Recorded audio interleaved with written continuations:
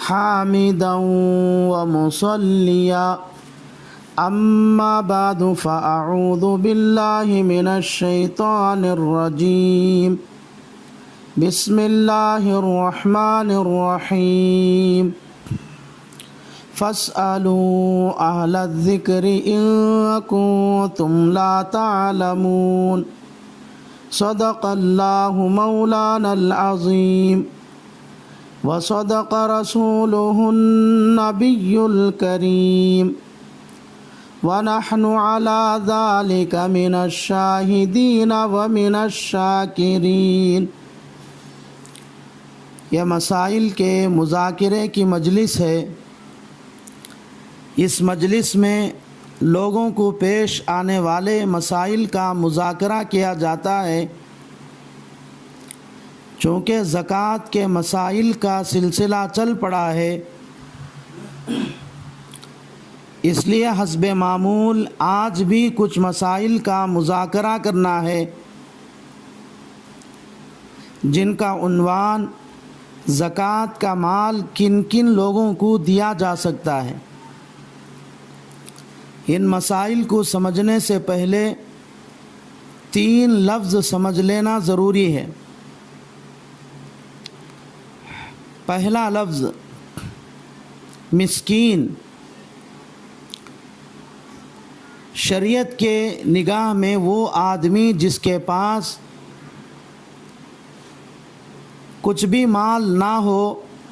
اس کو مسکین کہا جاتا ہے۔ دوسرا لفظ فقیر یعنی غریب۔ شریعت کی نگاہ میں غریب وہ آدمی ہے جس کے پاس تھوڑا بہت مال تو ہو، لیکن وہ مال اتنا نہ ہو جس سے 612 گرام 360 ملی گرام چاندی خرید سکے۔ تیسرا لفظ مالدار۔ شریعت کی نگاہ میں مالدار وہ آدمی ہے جس کے پاس اتنا مال ہے کہ اس مال سے 612 گرام 360 ملی گرام چاندی خریدی جا سکے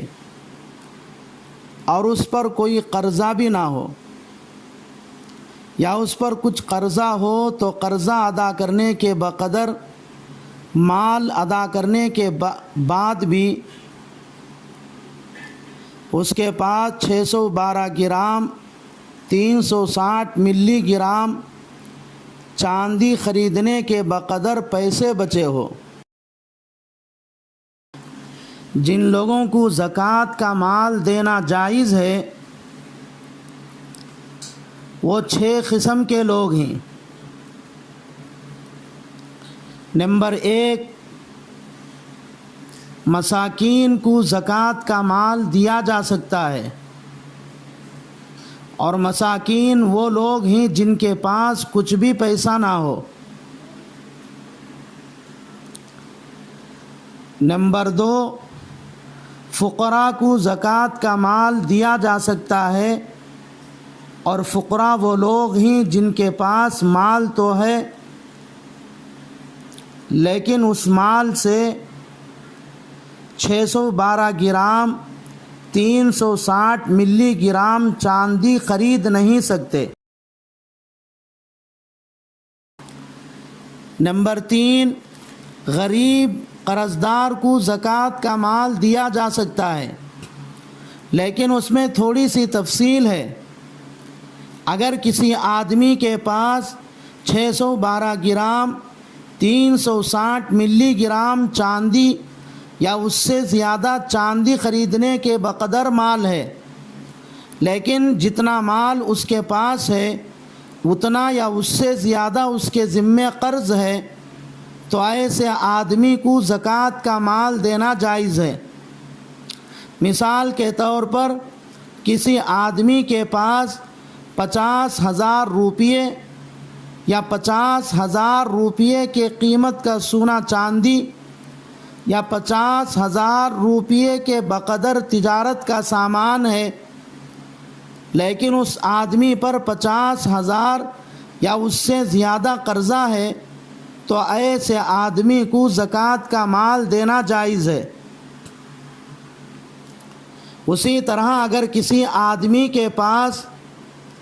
50,000 روپیے نقد ہیں یا 50,000 روپیوں کی قیمت کا سونا چاندی ہے یا 50,000 روپیے کے قیمت کا تجارت کا سامان ہے اور اس پر 40,000 روپیہ قرضہ ہے،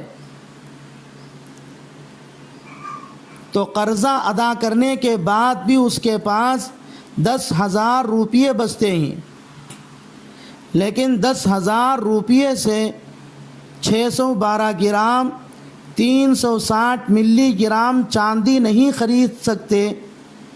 اس لیے شریعت کی نگاہ میں ایسا آدمی غریب ہے،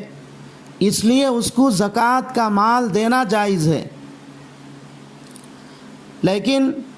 اگر کسی آدمی کے پاس 50,000 روپیے نقد ہیں یا 50,000 روپیے کی قیمت کا سونا چاندی ہے یا 50,000 روپیے کے قیمت کا تجارت کا سامان ہے اور اس پر 20,000 قرضہ ہے،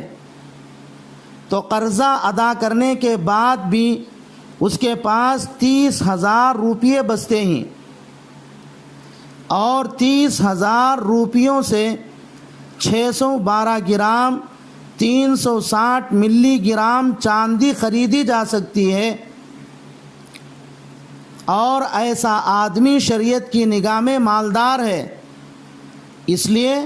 ایسے آدمی کو زکوٰۃ کا مال دینا جائز نہیں ہے۔ نمبر 4، ضرورت مند مسافر کو زکوٰۃ کا مال دیا جا سکتا ہے، یعنی ایک آدمی خود تو مالدار ہے، وہ سفر پر گیا ہوا ہے، سفر کی حالت میں اس کا مال وغیرہ سب کچھ چوری ہو گیا، یہاں تک کہ گھر پہنچنے کے لیے کچھ بھی پیسہ نہیں ہے، جس کی وجہ سے وہ محتاج ہو گیا ہے، تو ایسے مسافر آدمی کو بھی زکوٰۃ کا مال دینا جائز ہے۔ نمبر 5، عاملین زکوٰۃ کو زکوٰۃ کا مال دیا جا سکتا ہے، یعنی جہاں اسلامی حکومت ہو اور اسلامی حکومت کی طرف سے کچھ لوگوں کو زکوٰۃ کا مال وصول کرنے کے لیے مقرر کیا گیا ہو تو ان لوگوں کو بھی زکوٰۃ کا مال دینا جائز ہے۔ نمبر 6، مکاتب غلام کو بھی زکوٰۃ کا مال دیا جا سکتا ہے، اور مکاتب غلام وہ ہے جس کو اس کا مالک یہ کہہ دے تو اتنے پیسے لا کر مجھے دے دے تو آزاد ہے، تو ایسے مکاتب غلام کو زکوٰۃ کا مال دینا جائز ہے تاکہ وہ اپنے مالک کو پیسے ادا کر کے آزاد ہو جائے۔ چنانچہ یہ تمام مسائل در مختار مع شامی زکریہ جلد نمبر 3 صفحہ نمبر 280 پر 8 سے 290 تک کے صفحات پر لکھے ہوئے ہیں۔ مصرف الزکاة والعشر هو فقیر وهو من له ادنى شيء ومسكين هو من له لا شيء له وعامل ومكاتب ومديون لا يملك نصابا فاضلا عن دينه وابن السبيل وهو من له مال لا معه